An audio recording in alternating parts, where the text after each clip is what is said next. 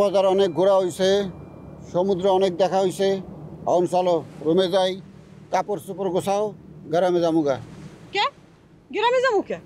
মোকে বেড়ানির মেয়াদ কি শেষ হয়েছে? মেয়াদ শেষ হয়ে লোকের পছন্দ। আমার হিসাবে বেড়ানির মেয়াদ শেষ। এখন চলো গ্রামে যামু, তৈরি হও। মই যাবো না। যাইবে না কে? এখানে থাকতে খরচা হয়, এটা মাথায় ঢোকে না? যদি এখানে আরো থাকতে চাও তোমার বাপরে কাও টাকা পাঠাইছে। তুমি কিছু হইলে খালি মোর বাপের কথা কর, মোর বাড়ির কথা কর, হ্যাঁ টাকা দেবে কে? থাকবো মোরা, আরামাইশ করবো মোরা, হ্যাঁ টাকা দিতে আইবে কে? আমার মেয়াদ শেষ, তুমি কইতেছো মেয়াদ আছে, তাহলে তোমার বাপে টাকা দিব না? শোনো, কথায় কথায় মোর বাপের কথা আনবা না, কই দেবা। কে আনলে কি করবা? কি করবা আনলে? হ্যাঁ কি করবা? কি করবা কও? আবার চুপ করে আছে।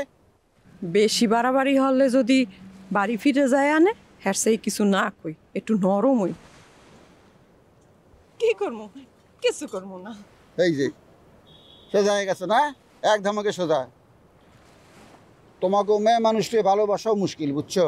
তোমাকে লগে ভালো ব্যবহার করলে মাথায় ওঠো, কুত্তারে লাই দিলে যেরকম মাথায় ওঠে এরকম তোমরাও।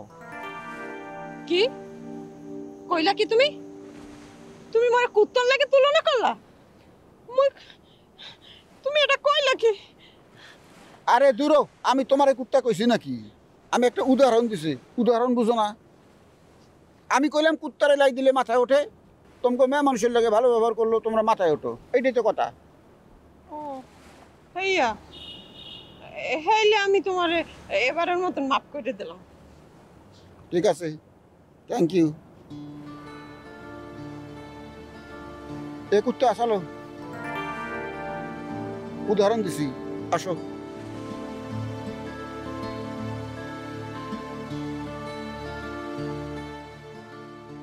এবার আমাকে যে সত্যি কথা বলবেন অর্ণব সাহেব।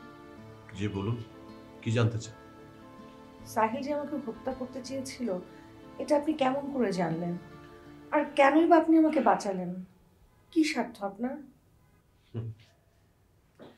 আনিকা ম্যাডাম, সবকিছু কি স্বার্থ দিয়ে হয়? জানি হয় না,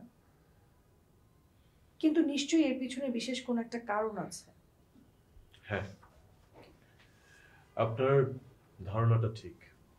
কারণটা কি জানতে পারি? আই এম সরি, আমার ইচ্ছা থাকলেও এই মুহূর্তে আপনাকে কোনো কিছুই বলতে পারবো না। সমস্যা কোথায়? সেটাও এখন আপনাকে বলা যাবে না ম্যাম। আপাতত এই চিন্তাটা মাথা থেকে ঝেড়ে ফেলুন না। দেখুন, আপনারা বোঝার চেষ্টা করুন। আমি কাউকে কিছু বলবো না, আমি শুধু আমার কিউরিওসিটি থেকে বিষয়টা জানতে চাচ্ছি। Anika please come down.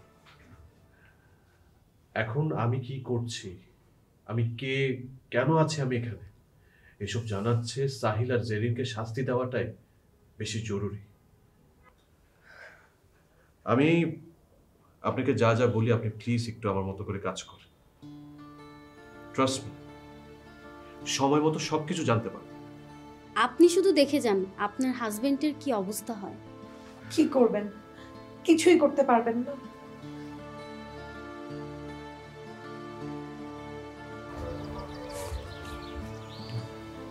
কি ব্যাপার নাদিয়া, একা একা এইখানে বসে আছো কেন? সাদিয়া কোথায়? জানি না।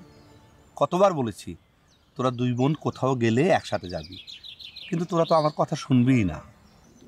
ভাইয়া, আপু বাইরে বের হওয়ার সময় যদি একা একা আমাকে কিছু না বলে বের হয়ে যায়, সেক্ষেত্রে আমি কি করতে পারি? তুমি না অকারণে আমার দোষ খুঁজে সবসময়। এই মেয়েটা পুরো স্বেচ্ছাচারী, নিজের যা খেয়াল খুশি তাই করবে, আর ফল ভোগ করতে হবে আমাদের পুরো পরিবারকে। আচ্ছা ভাইয়া, আজকে বাইরে তোমার কাজ নেই? না, সাহিল সাহেবের ওয়াইফ ফিরছে কিনা এই ব্যাপারে কিছু জানোস? না তো। একটা জলজান্ত মানুষ হঠাৎ উধাও হয়ে কোথায় যাবে? বাদ দাও না, অন্যের ব্যাপার নিয়ে আমাদের এত ভাবার কি দরকার ভাইয়া? না তা অবশ্য নেই, কিন্তু একটা ভাবনা বারবার আমার মাথায় ঘুরে আসছে। কি ভাবনা বলো তো? সাহিল সাহেবের ওয়াইফ ফিরুক বা না ফিরুক, রজব সাহেবের এটা নিয়ে এত মাথা ব্যথা কেন?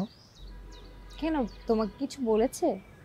আমাকে বলে সাহিল সাহেব তার স্ত্রীকে গুম করে ফেলেছে, আরে যে মানুষটা তার ওয়াইফকে এত ভালোবাসে সে তার ওয়াইফকে গুম করবে কেন? ভাইয়া, এরা গ্রামের মানুষ তো, তাই সব ব্যাপারে ওদের কিউরিসিটি একটু বেশি। এগুলো নিয়ে মাথা ঘামানোর কোনো দরকার নেই। ওনার ওয়াইফও এসে আমাকে এগুলো বলে গেল। এই দুজনের মাথায় সত্যি সত্যি একটু গোলমাল আছে মনে হয়। আমারও তাই মনে হয়।